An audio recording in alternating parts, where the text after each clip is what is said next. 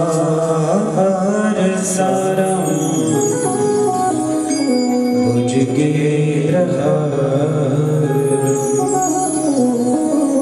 सदा वसंतम हृदयारविंदे भवं भवानी सहितं नमामि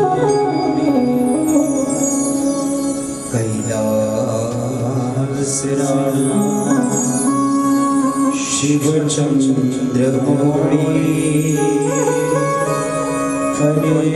फणीन्द्रमाथा मुकुटे जरा कारुण्य सिंधो भवदुःखहारी तुझवीन शंभो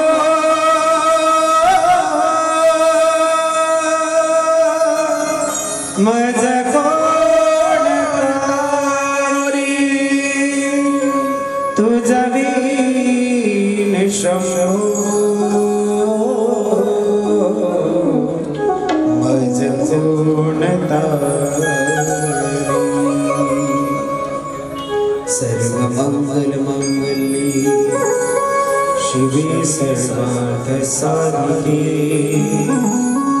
शरण्ये त्र्यंबके गौरी नारायणी नमोस्तुते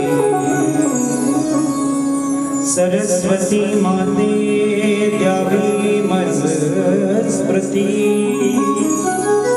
एतो काकुलतीर्थ सदा अपुल्या बळाते यताहते न करावी फजिती जनादे जया चिकिनिया स्मरण होय सकल विद्यान से अधिकरण ते चिवंदो श्री चरण श्री गुरुजी जा जा ठिकाणी मन जाय माझे त्या त्या ठिकाणी निज रूप तुझे ठेवितो मस्तक जा ठिकाणी तेथे श्री सद्गुरु तुझे पाय बोलिए श्री शिव महापुराण की जय श्री शंकर भगवान की जय बोल पार्वती मैया की जय श्री गजानन भगवान जय श्री कार्तिकेय भगवान जय श्री व्यासो नारायण भगवान की जय नमः पार्वती पतये हर हर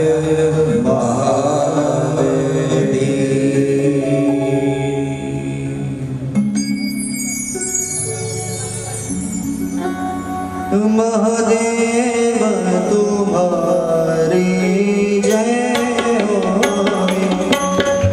महादेव तुम्हारी जय हो जय महादेव सगळ्यांनी मागे बोलायचं जय हो जय महादेव तुम्हारी जय हो जय महादेव तुम्हारी जय हो रे महादेव तुम्हारी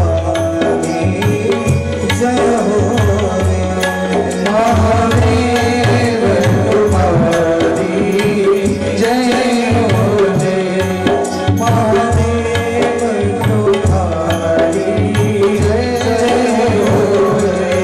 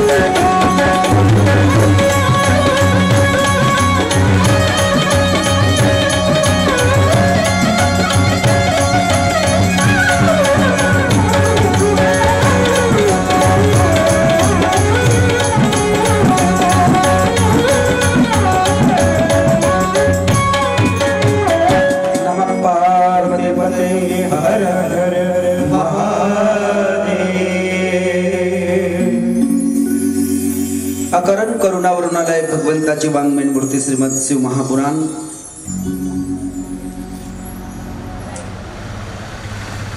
हा वाघ पुष्पहार गुंफत असताना सज्जनांनो आजचा तिसरा दिवस भगवान शिव की ही परम आनंददायी कथा, जिन शिव जी के बारे में बहुत सारे गुरुओं ने स्तुति करते वक्त उनको विश्व का गुरु बतलाया है और अनाय से हमारे अनंतों जन्मों का पुण्य उदित हो गया, मानो इसलिए हम कथा श्रवण करने बैठे हैं।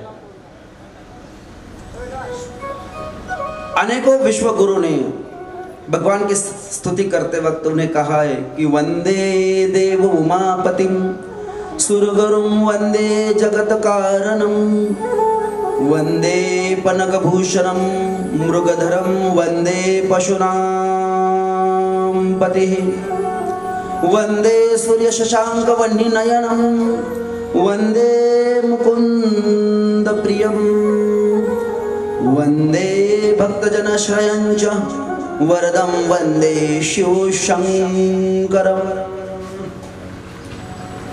स्तुति में बहुत ही बड़ा भाव रखा है विश्व गुरु ने कि हे पार्वती पति भगवान शंकर, मैं आपको प्रणाम करता हूँ। आप देवताओं के भी गुरु है तथा सृष्टि के कारण स्वरूप आप ही हैं।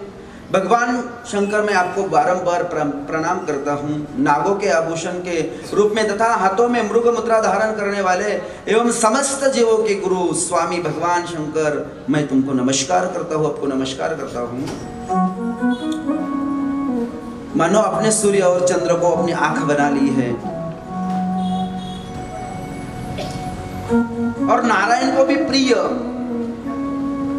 शंकरस्य विष्णु, शंकरस्य हृदयं विष्णु, विष्णुस्य हृदयं शंकरम।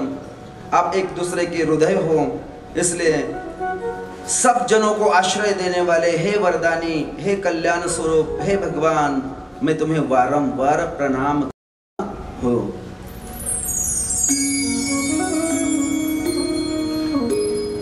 जो ज्ञानी गुरु बन गए, उन ज्ञानी गुरुओं ने भगवान शिव की स्तुति गाई है। शम करोति इति शंकरः। क्या है शिव तत्व? सज्जनों, कल हमने कथा के माध्यम से देखा कि पहले जो लिंग प्रागट्य हुआ वो अग्नि लिंग।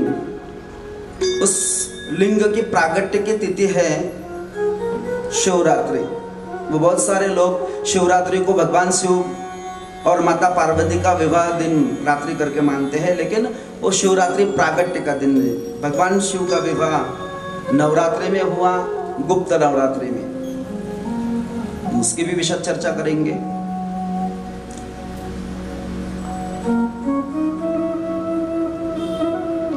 सिर्फ भगवान शिव को सुनो मत, उसे जानो भी। आजकल क्या है, हम कथा सुन लेते हैं लेकिन भगवान को जानते नहीं। बहुत सारे लोग तो कथा मनोरंजन कराने वाली है इसलिए सुनने आ जाते हैं। बोले चलो घर पे कुछ मनोरंजन के जो साधन है उसे देख देख कर कितना घर में बैठे, बाहर जाकर कथा में मनोरंजन होगा। बहुत सारे लोग मनोरंजन के लिए कथा सुनते हैं और बहुत सारे लोगों की तो व्यथा ये है। एक माई मुझे बोली, भगवत महाराज आपकी कथा में मुझे बहुत अच्छी नींद आती है। नींद की गोली खाने के बाद भी मुझे ऐसी नींद नहीं आती, लेकिन जब आप प्रवचन कहते हो ना, क्या प्रवचन कहते हो, क्या प्रवचन कहते हो, क्या कहूँ, मुझे कुछ भी सुनाई नहीं देता क्योंकि मैं बस सो जाती हूँ। तो कोई श्रोते हैं तो कोई सोते हैं, कोई मनोरंजन के लिए आते हैं, कोई जीवन में परिवर्तन हो जाए इसलिए आते हैं। इनमें से आप कौन से श्रोते हो, घर जाके तय कर लेना कि आप परिवर्तन वाले हो या मनोरंजन वाले हो। बोलो, परिवर्तन वाले हो? सच में मनोरंजन नहीं भी किया तो चलेगा।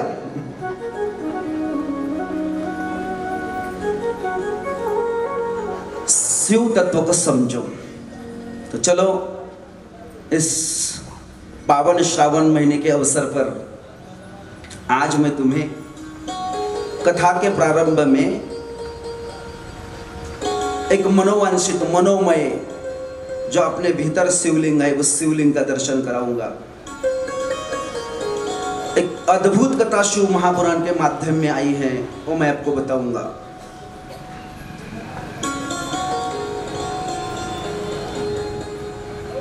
इस कथा का जो आशय है, अगर अंतरंग से सुनोगे तो वो आपको समझ में आएगा। मैं सबसे सवाल करना चाहता हूं, बैठे हुए सारे श्रोते, मुझे बताइए कि आपका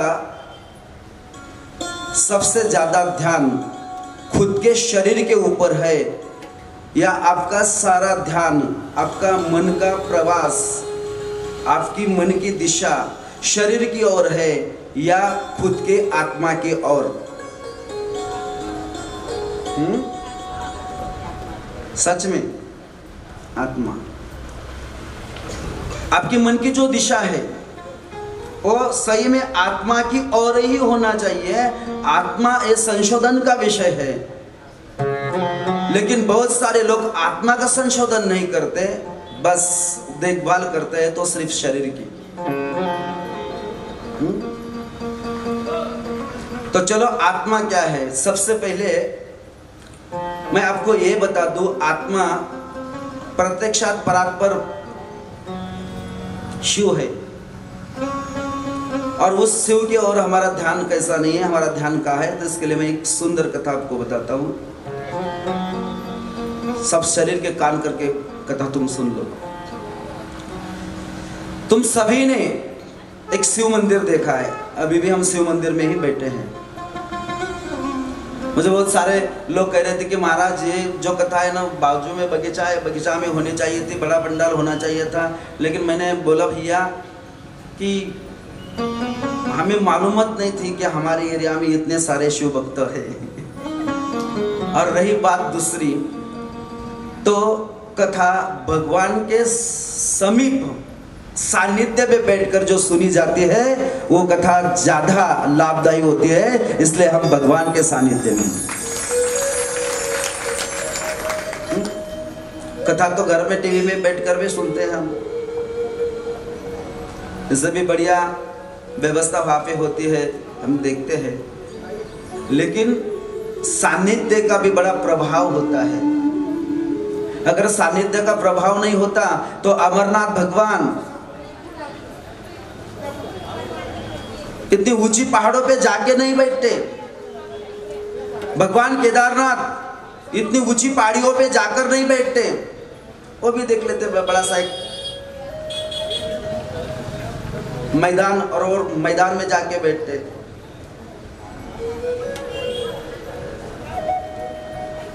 दरी गुफाओं में पहाड़ों के ऊपर भगवान बैठते हैं। तो देखो अमरनाथ जाने वाले भक्त बताते हैं महाराज सही रास्ता भी नहीं है, बस छोटा सा रास्ता, उस रास्ते से चलकर जाना पड़ता है। सानिध्य ज्यादा महत्व रखता है, इसलिए भगवान के सानिध्य में हम। तो शिव जी का मंदिर तुमने देखा है, हमने देखा है, सभी ने देखा है। हम शिव जी के मंदिर में बैठे हैं।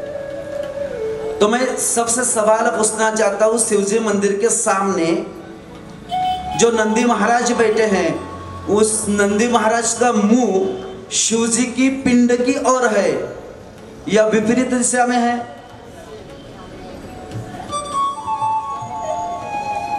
नंदी का मुंह पिंडी की ओर है। हाँ, आपके लिए प्रयास कर रहा हूं हिंदी बोलने की। समझती है क्या? हाँ, कर लेने दो मुझे भी प्रयास। लेकिन हिंदी का क्या होता है मैं बताऊंगा आपको। हिंदी सारा जो है हम पढ़ते हैं वांग्मय, वो बहुत सारा हिंदी में का है, लेकिन बोली भाषा मराठी होने की वजह से हिंदी बोलने में बहुत सारी दिक्कतें आती है। और कई जगह पे अगर थोड़ा सा भी इधर उधर हो जाए तो सारी कथा पलट जाती है। हम तुम्हें बताएंगे, एक बार हम केदारनाथ से बद्रीनाथ जा रहे थे, बाजू में बगल में वरनगांव है, वरनगांव का एक आमरिया करके एक लड़का हमारे साथ यात्रा में आया था। तो केदारनाथ से हमें बद्रीनाथ जाना था। तो क्या हो गया, बद्रीनाथ के रास्ते पे एक होटल पे जब हम चाय पानी के लिए रुके तो वहाँ पे अमेरिका के मिशिगन प्रांत की 2 छोरियाँ आई हुई थी, 2 लड़कियाँ थी, अमेरिका की लड़कियाँ। तो उनका रंग रूप पूछो ही मत अब, लेकिन उनके कपड़े भी बड़े बस देखने जैसे थे कि छोटे छोटे कपड़े। और उन छोरियों को इस हमारे अमर ने देख लिया, 24 साल का लड़का है, अमर ने देख लिया। और अमर बोले महाराज मैं उनके साथ जाके एक सेल्फी लूं। मैंने बोला बैठ तो गाड़ी में चुपचाप। बहुत सारे लोग उन लड़कियों के साथ सेल्फी लेने के लिए उनकी छेड़छाड़ कर रहे थे। मुझे ये अच्छा नहीं लगा। मैंने सोचा कि देखो भैया, भारत में ये लोग भगवान के दर्शन के लिए आए हैं और ये हमारे अतिथिगण है, और अतिथियों के साथ ऐसा व्यवहार अच्छा नहीं है। इसलिए मैंने मेरे साथ में जो नेवाड़े दादा थे उनको मैंने बोल दिया कि इन लड़कियों को बद्रीनाथ जाना है, हमारे गाड़ी में हम बैठा लेंगे। बोले महाराज लोगों ने 26,000 रुपये की टिकट निकाली है, कौन इनको सीट देगा। मैंने दादा को कहा कि दादा अपन ऐसा करेंगे कि जो हमारे जो होते हैं सेवक,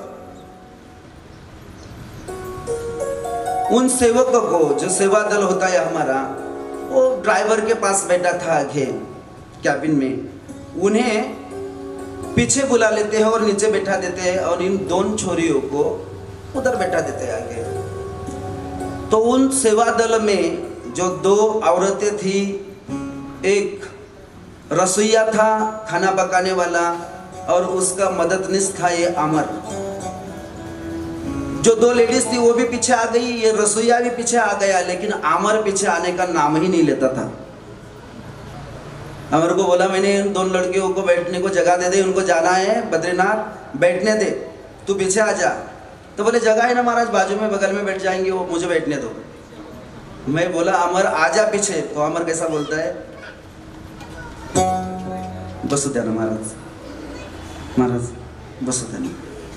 अरे म्हटलं मी माझा तुझ्यावर भरोसा नाही, बसू द्या ना, बसू द्या ना।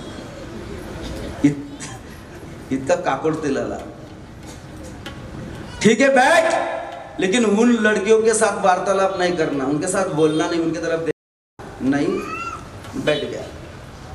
गाड़ी 15 किलोमीटर आगे चले गई। 15 किलोमीटर आगे जाने के बाद अमर ने पीछे देखा, गाड़ी में सब लोग सो रहे। वैसे तो आंखें बंद की थी, कुछ सोए नहीं, मैं तो बस पहली सीट पर था ड्राइवर के पीछे। अमर ने देखा अगर इन लड़कियों के साथ मैं बात कर लूं, अगर मेरा थोड़ा सा भी स्पर्श इसे इन लड़कियों को हो गया तो मुझे क्या स्वर्ग की प्राप्ति हो जाएगी।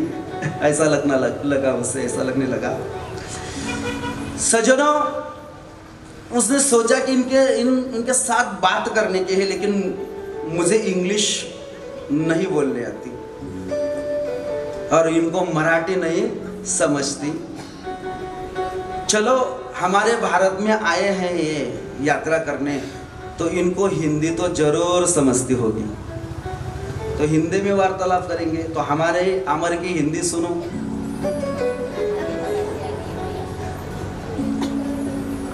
अभी जब भी हम किसी बिना जान पहचान वाले आदमी के पास बैठते तो डायरेक्ट उनका नाम नहीं पूछते, क्या करते हो। अगर उम्र से छोटा हुआ लड़का लड़की तो कौन से कॉलेज में जाते हो, कौन सी कक्षा में पढ़ते हो, ऐसा ही पूछते हैं ना। तो अमर ने सोचा कि चलो इनके पढ़ाई के बारे में ही पूछें। उसको पूछना था कि मैडम या ताई बहन आप कौन सी कक्षा में पढ़ते हो, ऐसा पूछना था। लेकिन उसकी हिंदी, हमारी साइकिल तुम्हारे भीत को राव दी, ऐसा पानी पड़ा डाबुल्ले के डाबुल्ले भर गए। आमर ने उस लड़की की ओर मुंह किया और बोलने लगा, जरा गौर से सुनो, बोलने लगा, कितने में जाते तू?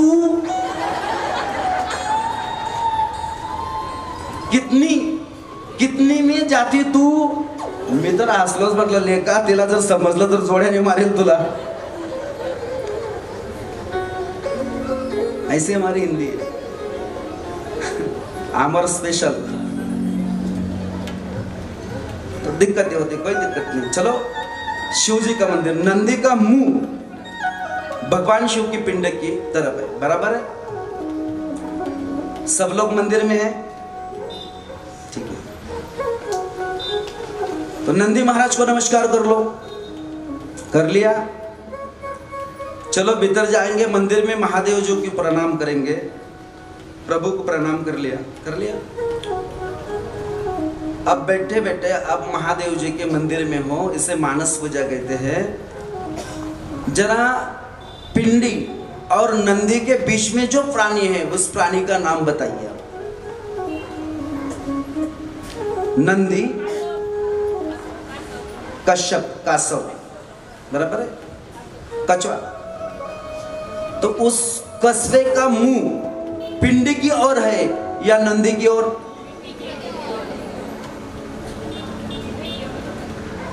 पिंडी की ओर. कछवे का मुंह किधर है? नंदी की ओर, पिंडी की ओर. बराबर है. पिंडी. नंदी का मुंह भी महादेव की पिंड की तरफ और कछवे का मुंह भी पिंडी की तरफ. तो चलो, ये है हमारा पार्थिव मंदिर, जिस मंदिर में हम बैठे हैं.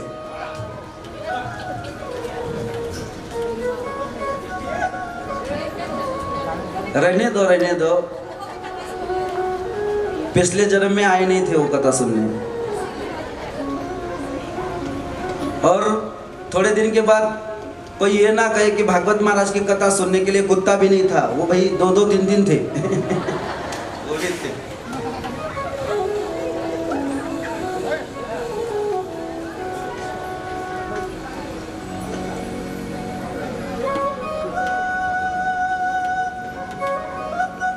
अब हमारे भीतर जो महादेव का मंदिर है उसे हम जरा जान लेंगे तो मेरी समझ में आएगा कि आपका ध्यान किस ओर है.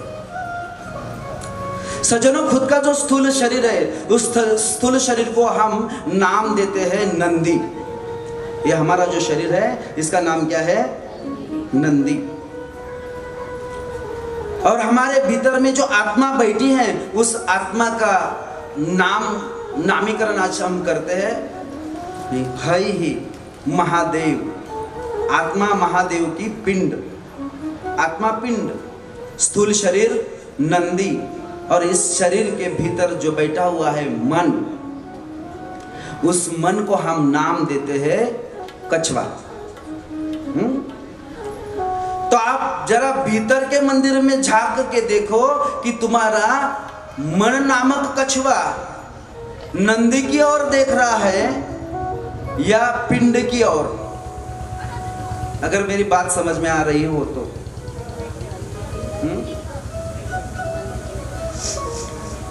तुम्हारा मन नामक जो कछवा है ना, उसका ध्यान पिंड की ओर नहीं है, उसका ध्यान नंदी की ओर है. सुबह उठते ही आईने के सामने जाता है, जाती है, बस मैं कैसा दिखता हूँ और मैं कैसी दिखती हूँ. बराबर है? तो इस मन नामक कछवे को जरा उपदेश कीजिए कि बाबा कि तू महादेव की ओर देख, तू भगवान शिव की ओर देख. मन को उपदेश करते हुए बहुत सारे मराठी भजन हैं. एक दत्त संप्रदाय में भजन गाया जाता है कि हे मन तू गुरु भजन के लिए लग जा. मन को गुरु के भजन में लगाओ, मन को भगवान की ओर लगाओ. कितने सारे भजन हैं. मन लागो रे लागो माझे गुरु भजनी. उपदेश की नहीं. मन लागो रे लागो रे, मन लागो रे लागो रे, मन लागो रे लागो, मन लागो रे लागो रे बाजे गुरु बचनी। मन लागो रे बाजे गुरु बचनी। मन लागो रे बाजे गुरु बचनी।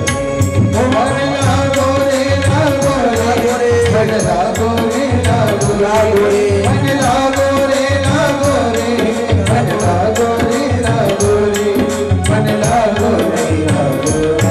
मन लागो रे लागो रे लागो, मन लागो रे लागो रे लागो,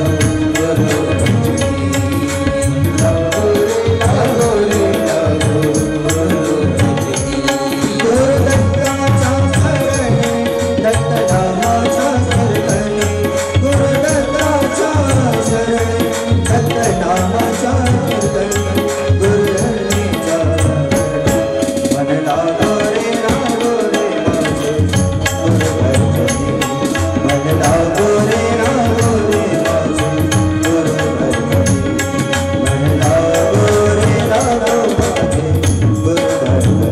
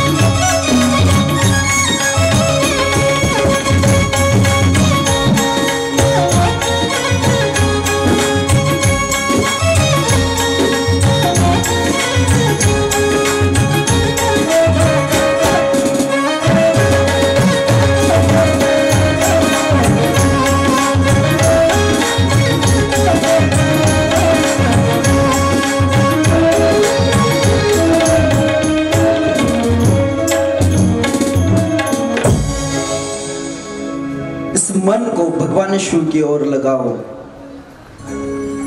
ये तो बड़ी दिक्कत है, हमारा शरीर मंदिर में आ जाता है लेकिन मन घर पे जो ताला लगाया था, बस कुंडी लगाई थी या नहीं, ताला लगाया था या नहीं, उसे झटका दिया नहीं, बस शरीर तो आ जाता है लेकिन हमारा मन रह जाता है घर पे। इसलिए अगर इधर कथा चल रही है और कुछ समस्या के वजह से आप कथा में नहीं आ सकते हो, लेकिन फिर भी शरीर घर पे होकर भी आज कथा चल रही होगी, अब भजन शुरू हुआ होगा, बस अभी झांकी आ जाएगी, अब आरती का समय हो रहा है। घर बैठे बैठे अगर आप यहाँ का चिंतन करते हो तो ये भी सबसे अच्छी भक्ति है। शरीर का होना जरूरी नहीं, मन का होना जरूरी है, सबसे अच्छी भक्ति है। तो चलो आगे शिव महापुराण अंतर्गत बहुत सारी कथाएं, सारी कथाएं एक 7 दिन में मैं नहीं कह सकता हूँ। मैं क्या कोई बड़ा से बड़ा वक्ता भी नहीं कह सकता है। कथा करते वक्त कथाकार के बुद्धि के हिसाब से वो बुद्धि के जो 5 पहलू महाभारत ने बताए हैं, उन 5 पहलुओं में से 2 पहलू का इस्तेमाल हमेशा करता है। बुद्धि का पहला विषय है, अगर टाइम हो तो बुद्धिमान वक्ता ने कथा का विस्तार करना चाहिए। कथा का विस्तार, विस्तार संस्कृत शब्द भी है, हिंदी भी है, मराठी भी है। विस्तार, टाइम बहुत है तो चलो भाई बोलते रहो बोलते रहो, लेकिन टाइम नहीं है तो कथा के बजाय कथा का जो सिद्धांत है वो श्रोताओं के सामने बतलाते जाए, और उसे कहता है बुद्धि का दूसरा गुण, और उसका नाम है संकोच। क्या है? संकोच। बुद्धि का पहला गुण है विस्तार। मूल जो विषय है, बस उस मूल विषय का टाइम बहुत है तो विस्तार करो, और टाइम ज्यादा नहीं है तो क्या करो? सिर्फ संकोच करो। सही बताओ, विस्तार शब्द को आप जानते हो, लेकिन संकोच इस शब्द की मालूमात है आपको? संकोच को आप जानते हो? संकोच शब्द का इस्तेमाल सिर्फ आप एक जगह करते हो, खाओ घ्या, जेवताना घ्या, पुढे बोला ना, जेवायलाच बोलवलं नाही तर काय? संकोच करू नका, घ्या। हाँ, संकोच मग तिथे माहिती आपल्याला, संकोच ना करो।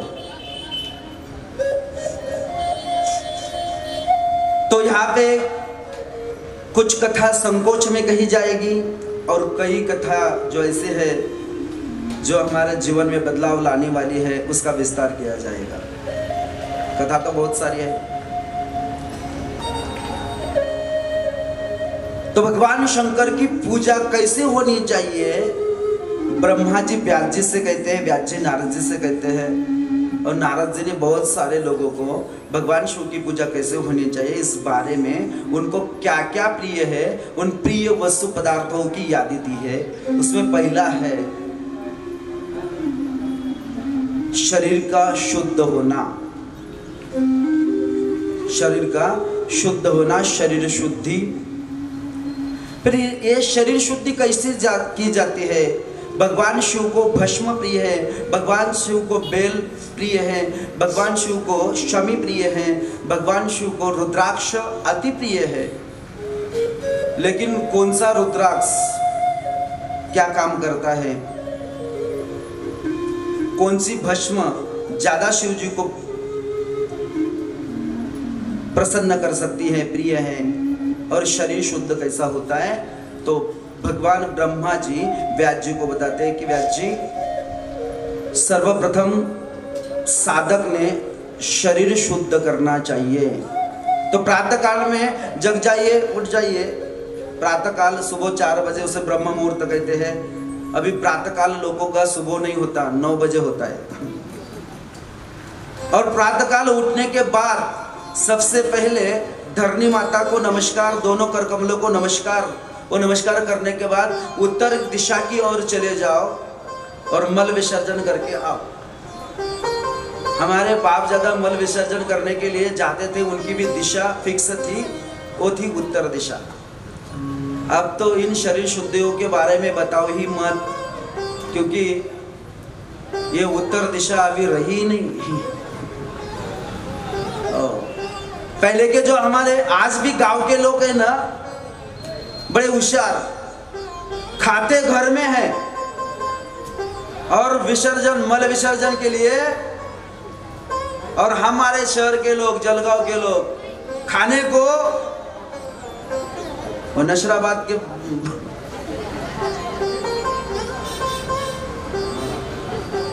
60 रुपया में पेट भर के भोजन है मेरे महाराज। इधर पालदी की ओर जाते हैं, खाने के लिए कहा जाते हैं बाहर, और मल विसर्जन।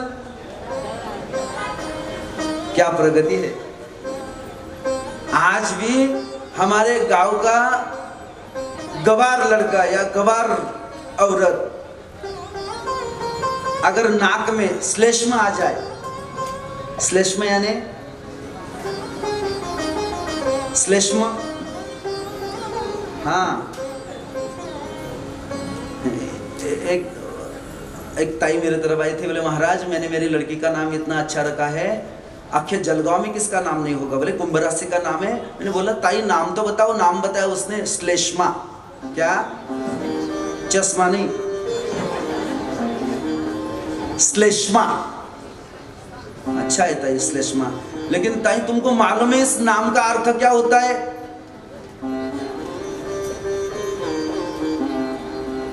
आपको मालूम है हिंदी में उसे क्या बोलते? म्हटलं ताई एवढी चांगली मुलगी, श्लेष्मा नाव ठेवलं, श्लेष्माचा अर्थ होतो शेंबूड। एवढी चांगली मुलगी नाव ठेवलं शेंबडी। आज भी गांव के लोगों के नाक में वो श्लेष्मा आ जाए तो बस बाहर निकाल के फेंक देते हैं, हाथ धो लेते हैं, सुचिरबुद्ध होकर घर में आ जाते हैं। और हमारे शहर के लोग रुमाल निकालते हैं पीछे से, जेब में रख लेते हैं पीछे। हो गई प्रगति हमारी। शरीर शुद्धि मल विसर्जन के बाद शिव महापुराण में सुचिरबुद्ध कैसा होना चाहिए, इसके लिए मिट्टी हाथ को कितनी बार लगानी चाहिए, गुदा को कितनी बार लगानी चाहिए, पैर को कितनी बार लगानी चाहिए, पैर कैसे धोने चाहिए, ये सब बातें शास्त्रों में आए हैं। लेकिन इस शरीर शुद्धि की ओर हम ध्यान नहीं देते। वैसे तो गुरु चरित्र में शरीर शुद्धि की बहुत सारी बातें आई हैं। हजामत करने के बाद, केश कर्तन करने के बाद भी आदमी ने नहाना चाहिए। दाढ़ी बनाते हो शेविंग करने के बाद भी हाथ पैर धोने चाहिए। लेकिन हम ये सब कार्यक्रम घर में ही करते हैं, इसलिए हमारे शरीर में भी पवित्रता नहीं, कलयुग घुस गया है, कलयुग ने प्रवेश कर लिया है।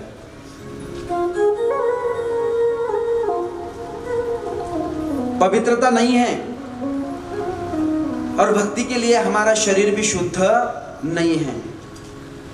तो शरीर शुद्धि के लिए फिर नहाने के बाद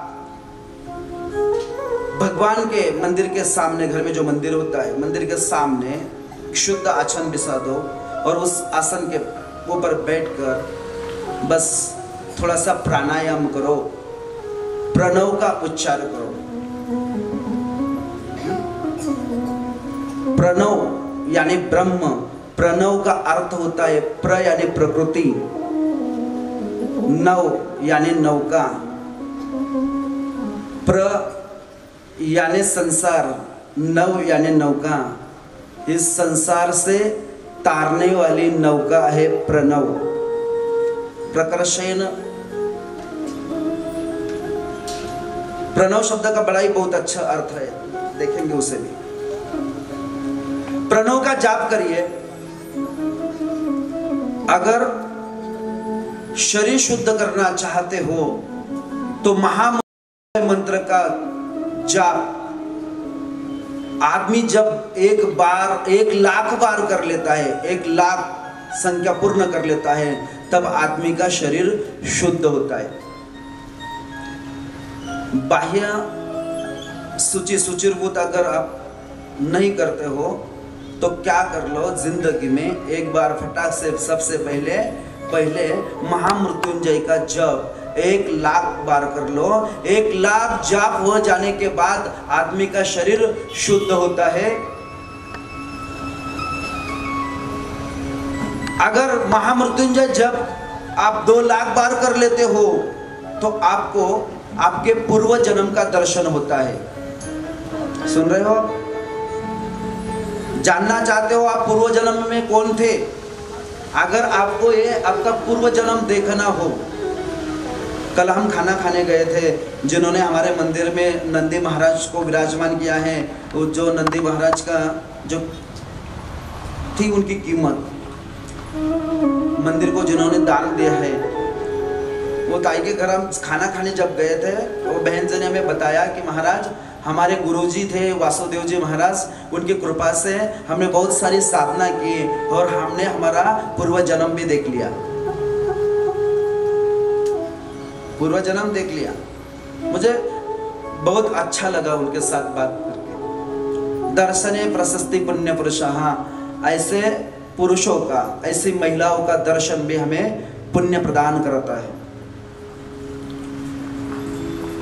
पूर्व जन्म के दोष क्या थे, हम पूर्व जन्म में कौन थे, ये दिखाई देता है जब महामृत्युंजय का जाप आप कितनी बार करते हो, 2 लाख बार करते हो, तब पूर्व जन्म दिखाई देता है।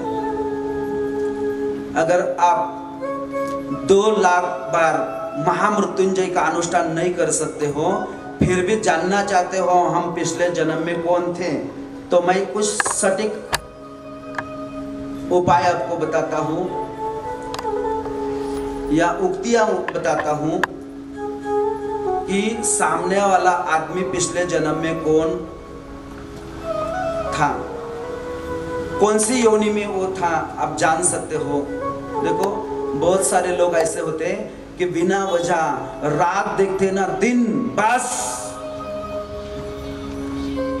जोर जोर से चिल्लाते रहते हैं, समझ लेना पिछले जन्म में कौन था। ये आप बोलो।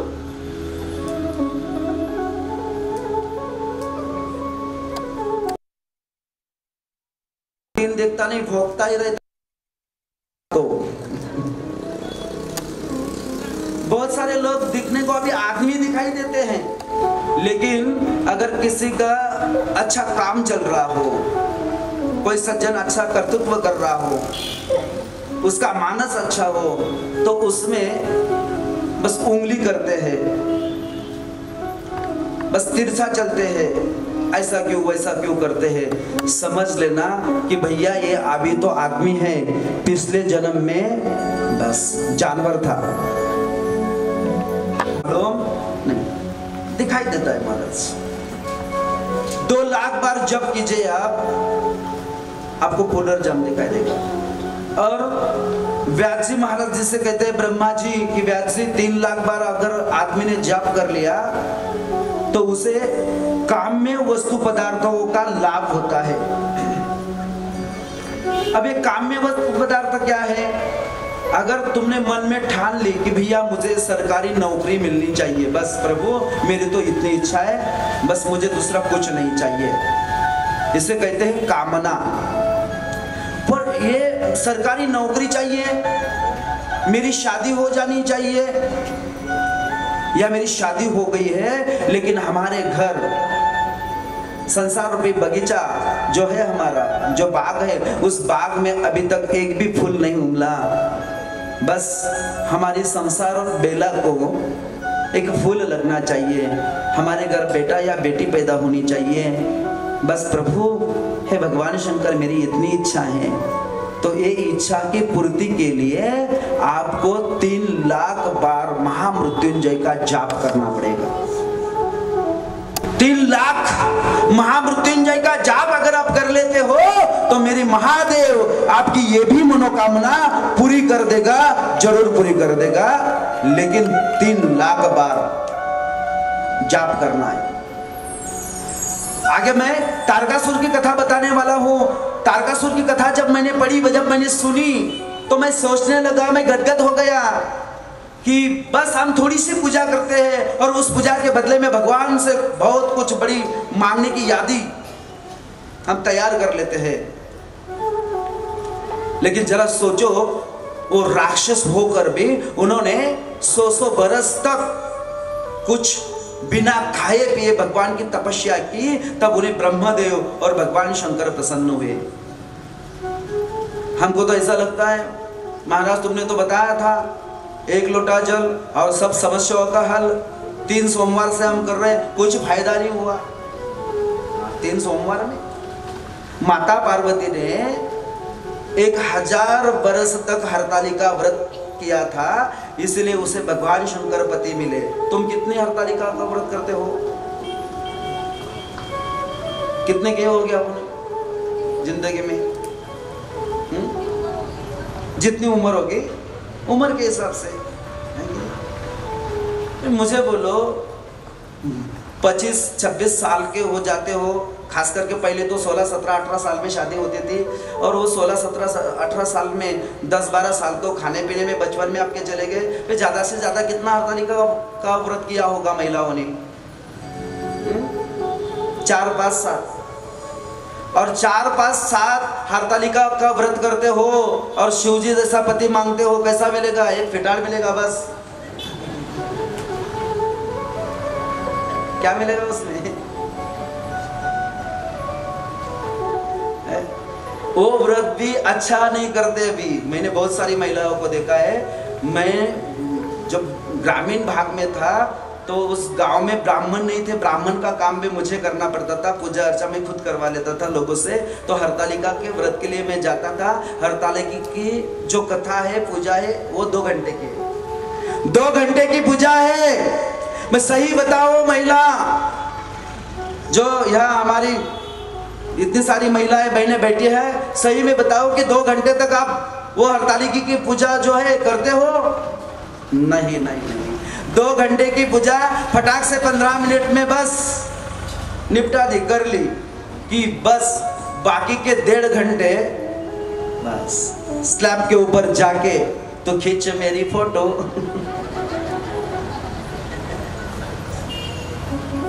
ऐसे ही करते हो, तो खींचे मेरी फोटो निकालते हो, बस दूसरा कुछ नहीं। और उस दिन एक सहेली दूसरी सहेली को मैसेज भेजती है, क्यों करते हो हरतालिका का व्रत? बोले कुछ नहीं, शंकर जैसा पति मिल जाए भोला भाला, बस इसलिए। बोले भोला भाला? हाँ। बोले शंकर जैसा पति, क्योंकि शंकर भगवान कपड़े ही नहीं पहनते,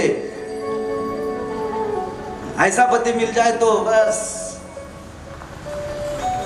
जो मुझे कपड़े धोने पड़ते हैं ना, वो धोने नहीं पड़ेंगे।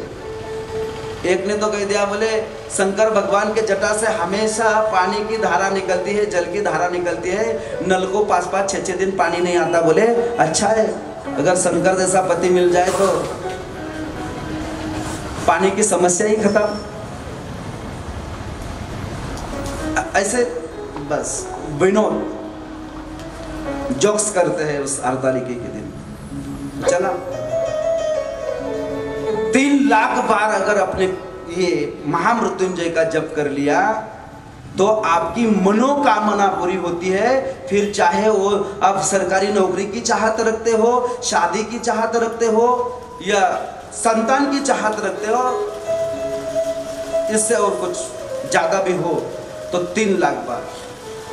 उसके बाद अगर आप 4 लक्ष्य इस महामृत्युंजय का जाप कर लेते हो तो मेरे प्रभु आपको स्वप्न में दर्शन देंगे। आपको उनका दर्शन स्वप्न में जरूर होगा। यहाँ पे बैठे हुए हर एक माता जी को, हर एक पिताजी को, हर एक बहन को, हर एक भाई को लगता होगा कि मुझे भगवान शंकर का दर्शन हो जाए। लगता है कि नहीं? हाँ बोलो, तभी आएंगे वो स्वप्न में। 4 लाख बार जाप करना पड़ेगा महामृत्युंजय का, तो आपको भगवान शंकर स्वप्न में दर्शन देंगे। और इसके आगे बता दिया व्यास जी महाराज ने कि अगर जिंदगी में 5 लाख बार महामृत्युंजय का जाप कर लेते हो तो भगवान शंकर प्रत्यक्ष आपको दर्शन देगा, दिखाई देगा। इसके लिए 5 लाख बार जाप करना पड़ेगा। शिव शंकर को जिसने पूजा उसका ये उद्धार हुआ। शिव शंकर को जिसने पूजा उसका ये उद्धार हुआ। अंत काल को भवसागर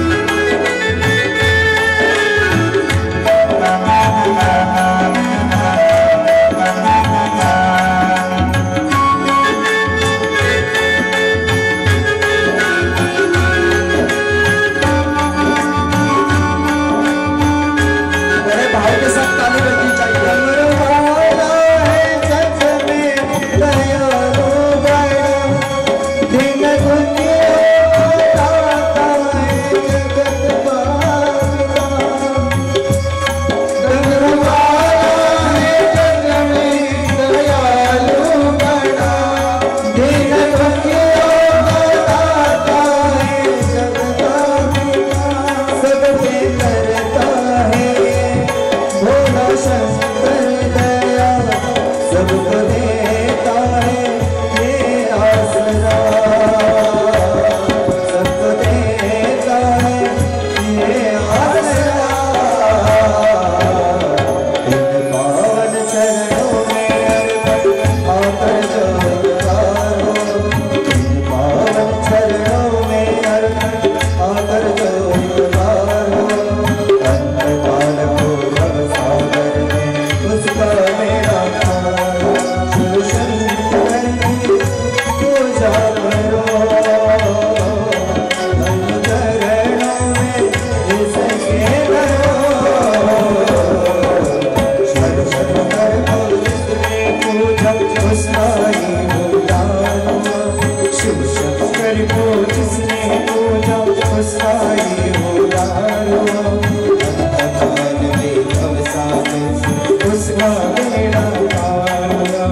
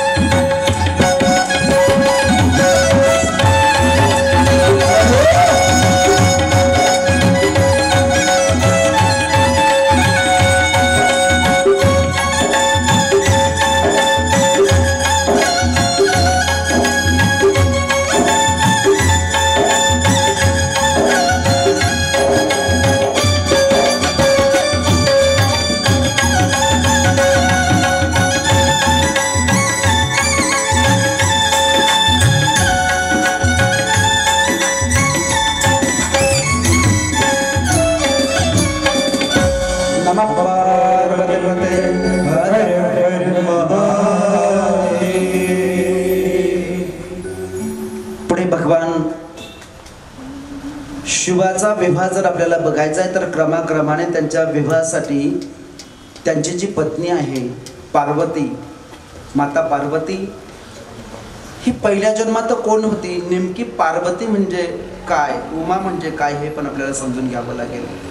सज्जनांनो, व्यासजी महाराज पूजाचं महात्म्य सांगतायत,